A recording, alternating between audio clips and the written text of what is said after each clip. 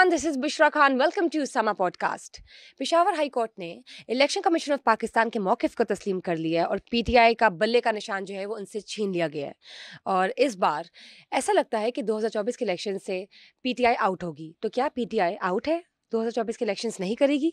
इस बारे में मैं जानना चाहूँगी मिस्टर नईम हनीफ से, जो कि हमारे समा ब्यूरो चीफ हैं। इसके अलावा मैं एक और बात ऐड करना चाहती हूँ कि कल तक तो हमें लग रहा था कि शायद जो पीटीआई के चेयरमैन है मिस्टर इमरान खान, वो जेल से निकल आए और इलेक्शंस में हिस्सा ले सके, लेकिन अब तो सूरत हाल बहुत चेंज हो गई है। पेशावर हाई कोर्ट ने जो फैसला किया है उसके बाद अजहर सदीक एडवोकेट ने 2015 एक्ट को चैलेंज करते हुए लाहौर हाई कोर्ट में दरखास्त दायर की है कि 2015 एक्ट जो है वो गैर कानूनी है, गैर आइनी है, हम इसको नहीं मानते और इलेक्शन कमीशन ऑफ पाकिस्तान को कोई हक नहीं है बल्ले का निशान लेने का, छीनने का, ये वापस दिया जाए। तो इस बारे में ज़रा बात करते हैं कि ये क्या चल रहा है, ये क्या माजरा है।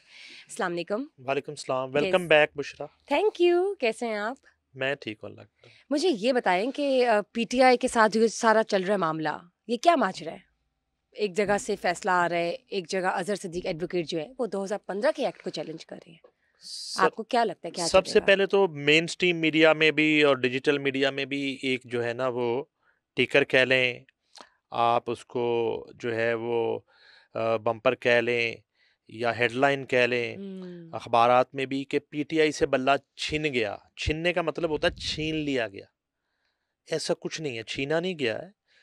पीटीआई ने अपने एक जाली इंट्रा पार्टी इलेक्शन की वजह से बल्ले का निशान गंवा दिया है। ओके, ठीक है, ठीक छीना है। किसी ने नहीं है ना, यहाँ पे कुछ छीना झपटी हो रही है। तो इंट्रा पार्टी इलेक्शन जो है वो रिक्वायरमेंट होती है इलेक्शन से पहले तमाम जमातों के, वो करवाना मकसूद होते हैं। उसमें जो है आपने उसी तरीके से जिस तरह से आम इंतखाबात होते हैं अपनी पार्टी के अंदर, आपने जो है वो नॉमिनेशंस का एक प्रोसेस होता है। उसमें जो है वो पैनल्स बनते हैं, आमने सामने हर सीट पे नॉमिनेशंस आते हैं, वोटिंग होती है, पूरा प्रोसेस मुकम्मल करके उसका जो रिजल्ट है, जो नतीजा है, आपने इलेक्शन कमीशन में जमा करवाना होता है। पीटीआई ने ये सारा प्रोसेस नहीं किया। जब गौहर अली साहब को, बैरिस्टर गौहर अली को, वैसे तो पीटीआई का नाम चेंज करके कोई वकला तंजीम उसका नाम रख देना चाहिए, क्योंकि वकला के हवाले कर दिया गया पीटीआई को। इस वक्त पीटीआई जो है, पूरी की पूरी पीटीआई, वो पाकिस्तान की वकील बरादरी जो है उनको दे दी गई है, वही उसको चला रहे हैं। आप नाम गिनते जाएं, सरदार लतीफ़ कोसा से लेके नईम पंजोता से लेके और गौहर अली खुद और अजहर सदीक और जितने वकला बरादरी है, वही जो है थिंक टैंक हैं इस वक्त और वही इसको चला रहे हैं। और कहीं ना कहीं उनके लिए दुआएं और वजीफे भी हो रहे हैं। तो अब ये है कि वो जो प्रोसेस था वो मुकम्मल नहीं किया गया। उस पे अकबर एस बाबर, जो खुद को बानी कहते हैं, असल में दर हकीकत जो खुद को बानी कहते हैं पीटीआई के, उन्होंने एक पिटीशन दायर की जिसकी रोशनी में बल्ले का निशान जो है वो वापस ले लिया गया पीटीआई से। और उस पिटीशन में और उस हेयरिंग में ये साबित किया गया कि इंट्रा पार्टी इलेक्शन जो थे वो फेक थे, वो प्रोसेस जो है वो हुआ ही नहीं। ठीक है जी। अच्छा, ये सारी सूरत हाल के बाद बल्ले का निशान उनसे वापस लिया गया। अब जो है सुनने में आ रहा है कि एडवोकेट अजहर सदीक साहब जो हैं वो हमारे बड़े अच्छे दोस्त हैं, लेकिन वो इस तरह की पिटीशन जो है ना उन्होंने रेडीमेड ही बना के रखी होती हैं और वो कभी भी कहीं भी वो डाल देते हैं पिटीशन। तो वो जा रहे हैं दोबारा से, जैसे आप कह रही हैं, मैं कोई इतना आइन के मुतालिक मुझे ज़्यादा इल्म नहीं है। जो एक्ट 15 है उसको वो चैलेंज कर रहे हैं और दोबारा से वो अपील में जा रहे हैं कि बल्ला जो है वापस दिया जाए। अच्छा, निशानों से कोई फ़र्क नहीं पड़ता, फ़र्क पड़ता है इंसानों से।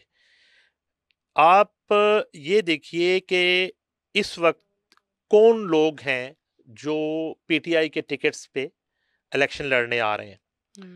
उनका अपना वोट बैंक क्या है, उनका अपना हल्का अहबाब क्या है, उनका अपना सियासी बैकग्राउंड क्या है, उनका सियासी एक्सपीरियंस क्या है, ये चीज़ें मैटर करती हैं।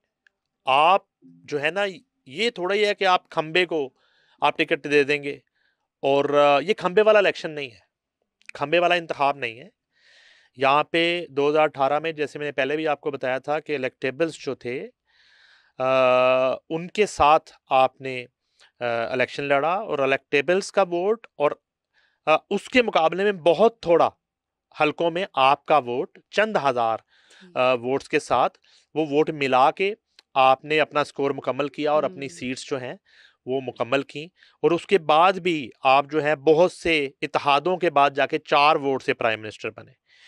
तो अब जो है सूरत हाल ये है कि बल्ले का निशान बिल्कुल भी, मैं ये अर्ज कर रहा था, चूंकि ये मामला कोर्ट में है हम इसको इतना ही डिस्कस कर सकते हैं, बल्ले का निशान छीना नहीं गया, ये अपनी एक आप कह लें कि नाअहली की वजह से और एक बदनीति की वजह से गवा दिया और हमने। एक वो प्रोसेस जो है, और आपको इतना एक सियासी बसीरत आपकी होनी चाहिए और आपको इतना कम से कम समझना चाहिए मामलात को कि अगर आप ये प्रोसेस मुकम्मल नहीं करते, आप जो है इंट्रा पार्टी इलेक्शन में प्रॉपर नॉमिनेशन का प्रोसेस नहीं करते, प्रॉपर आप वोटिंग नहीं करवाते, तो आपको इंतखाबी निशान से भी हाथ धोना पड़ सकता है और बतौर जमात आप इलेक्शन से आउट हो सकते हैं।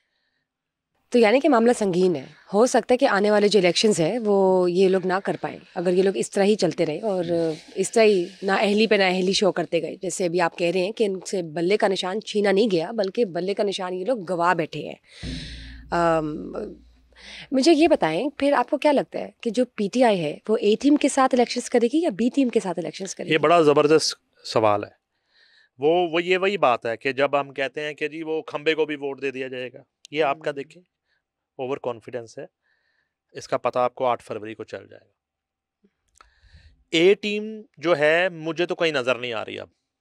ए टीम में मोस्टली जो है वो अदालती इश्तिहारी हैं, मफरूर हैं, कुछ ए टीम जेलों में है और कुछ ए टीम के ऐसे भी लोग हैं जो इस इलेक्शन से दूर रहना चाहते हैं और वो पीटीआई के टिकट से नहीं आना चाहते और आज़ाद हैसियत में वो रिस्क नहीं लेना चाहते।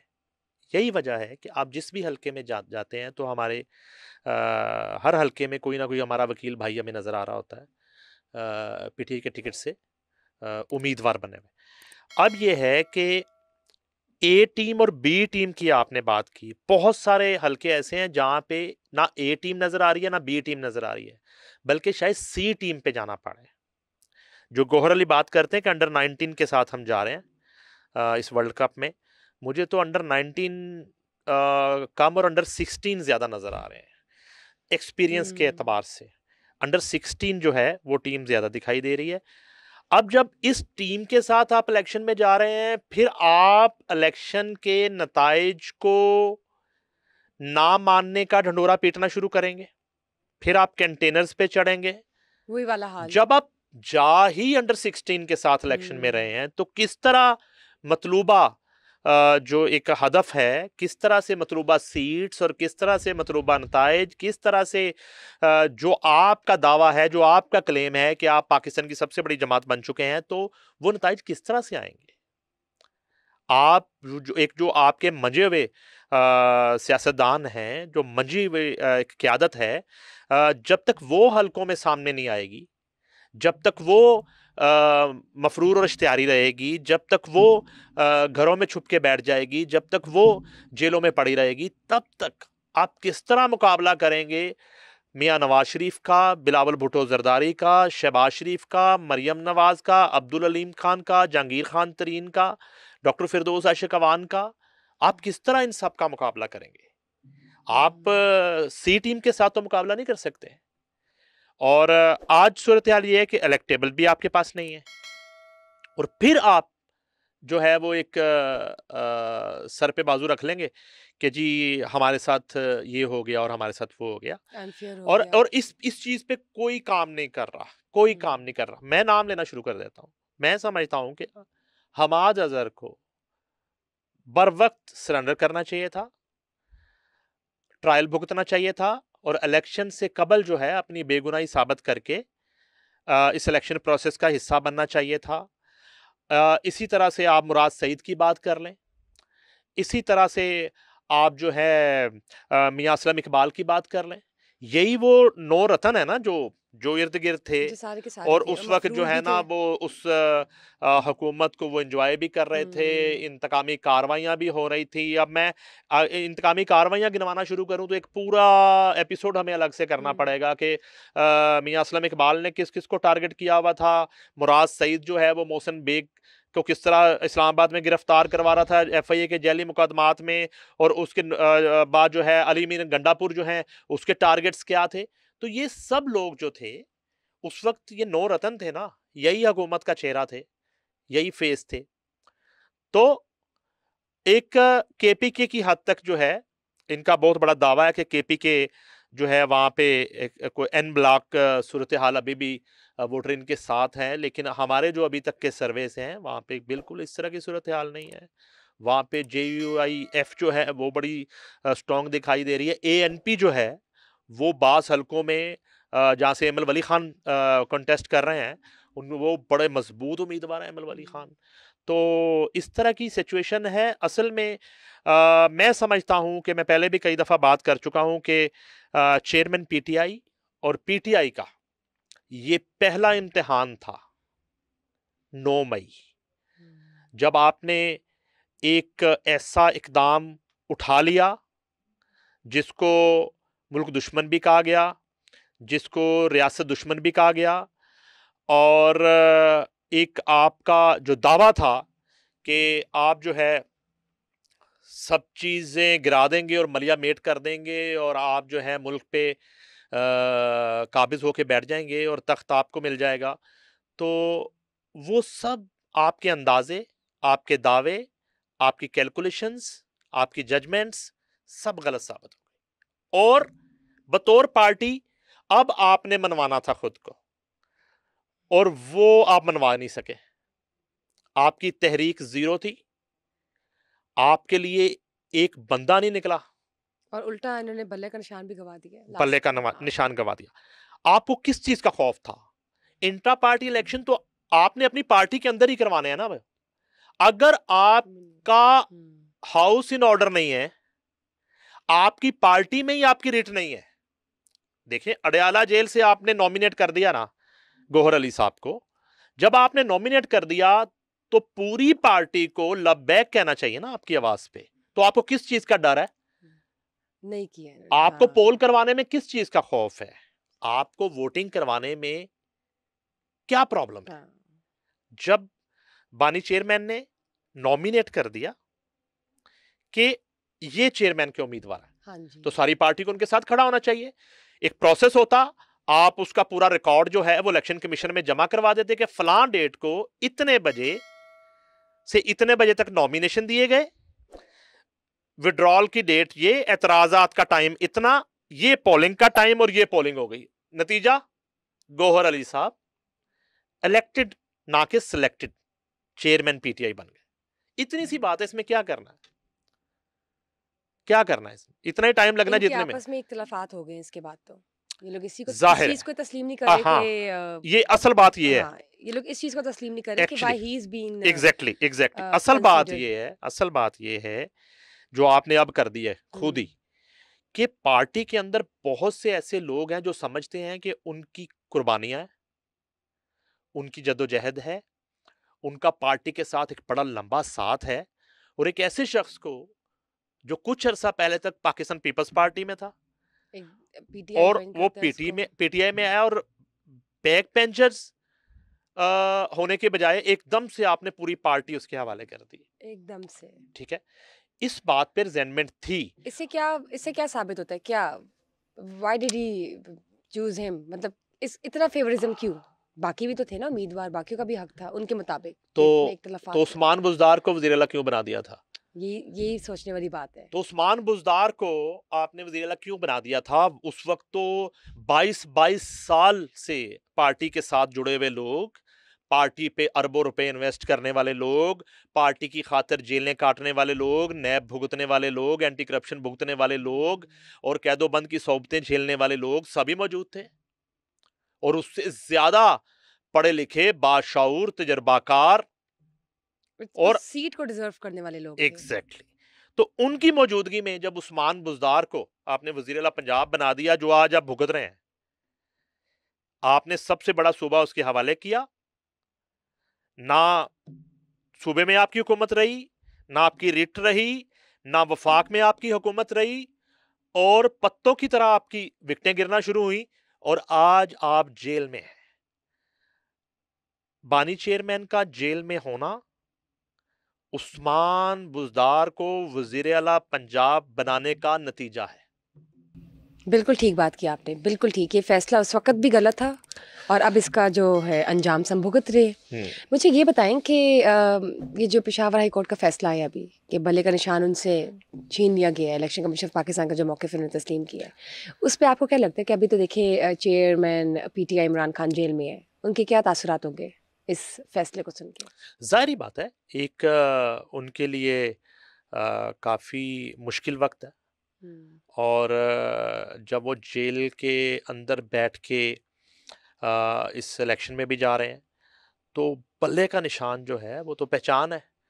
और आपने शुरू में जो कहा, तो अगर इसको थोड़ा सा कंपैरिजन कर भी लिया जाए, तो वाकई में बल्ले का निशान ना होने का मतलब यह है कि PTI इलेक्शन में नहीं है, PTI इलेक्शन से आउट हो गई। कोई और निशान अगर मिल गया इन्हें, कोई और दे देती देखिए, है ECP? निशान जो है ना, इतनी जल्दी निशान जो है वो इस्टेब्लिश नहीं हो जाते। ये गलत फहमी है। गौहर अली साहब को मैं सुन रहा था थोड़े दिन पहले, वो कह रहे थे कि अगर बल्ले का निशान छीन भी लिया जाए तो हमें कोई फ़र्क नहीं पड़ता, हम फिर भी इलेक्शन में जाएंगे और फिर भी हम जो है उसी तरह से कामयाबी हासिल कर लेंगे। इस तरह होता नहीं है। एक नया निशान आपको मिलना है, लोगों को जो है वो देखें, पूरे पाकिस्तान का इलेक्शन है, सिर्फ DHA का, कंटोनमेंट का इलेक्शन नहीं है, सिर्फ लाहौर का, कराची का, इस्लामाबाद का इलेक्शन नहीं है। रूरल एरियाज़ में जाएंगे तो आपको वो निशान जो है वो रजिस्टर करवाने में, उसको उसको इस्टेब्लिश करने में, लोगों को याद करवाने में बड़ा वक्त लग जाएगा। और उसके बाद जब सूरत हाल इस तरह की बनी हुई है कि आपके मोस्टली जो है वो नॉमिनेशन रिजेक्ट हो चुके हैं, अपीलों में कितने % नॉमिनेशन जो है बहाल होते हैं, कितने रिजेक्टेड रहते हैं, व कितने हलकों में आपके आज़ाद उम्मीदवार उतरते हैं, और वहाँ पे कई आज़ाद उम्मीदवार होंगे, तो एक से ज़्यादा लोग अपने जलसों में और अपनी कैंपेन में ये साबित करने की कोशिश कर रहे होंगे, PTI का वोट बैंक कैप्चर करने के लिए, कि हम हैं। मगर वो एक हलके में एक हो सकता है ना, 2 कैसे हो दो तो सकते नहीं हो हैं, सकते। 4 कैसे हो सकते हैं, 6 कैसे हो सकते हैं? मैं आपको बताता हूं, एक हलका ऐसा भी है जिसमें NA की सीट पे PTI के 35 लोगों ने पेपर फाइल किए, बजाहिर 35 लोगों। उसमें टिकट तो किसी एक का होगा ना, टिकट तो एक का है, तो बाकी तो टिकट नहीं तो हो एक का, तो सकते। बाकी 34 जो हैं, अब वो 34 के 34 विड्रा भी नहीं करेंगे, उनमें 10 12 15 लड़ जाएंगे, और जब वो लड़ आपस में जाएंगे हाँ। तो वो वोट जो है वो तकसीम हो जाएगा।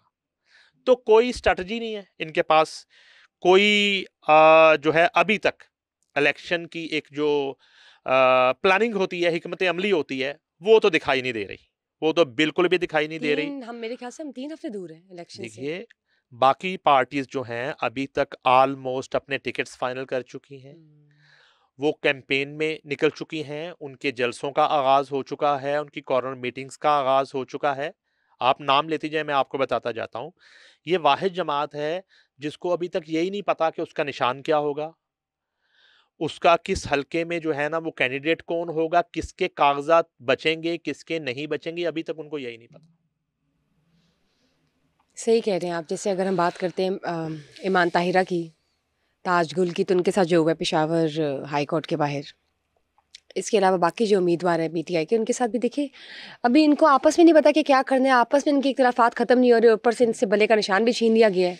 बज़ाहिर ये लोग खुद तो ये साबित करने की कोशिश कर रहे हैं, जैसे सिंपैथी ली जाए कि हमसे छीना गया है, लेकिन आपकी बात बिल्कुल ठीक है कि इन्होंने अपनी हरकतों से, इरेलीवेंट एटीट्यूड और एक्शंस और नाअहली के वजह से जो है वो बल्ले का निशान गवाया है, उनसे छीना नहीं गया बल्कि गवाया है। अब देखना ये है कि ज़ाहिर है आप सब जानते हैं कि PTI इमरान खान जो है जेल में इस वक्त, ज़ाहिर है इस फैसले के बाद जो कि पेशावर हाई कोर्ट ने किया है ECP के मौक़िफ़ को सुनने के बाद, उसमें ये है कि आप देखते हैं उन पे क्या तासुरात होंगे और उनका क्या इसके बाद एक्शन होगा, रिएक्शन होगा।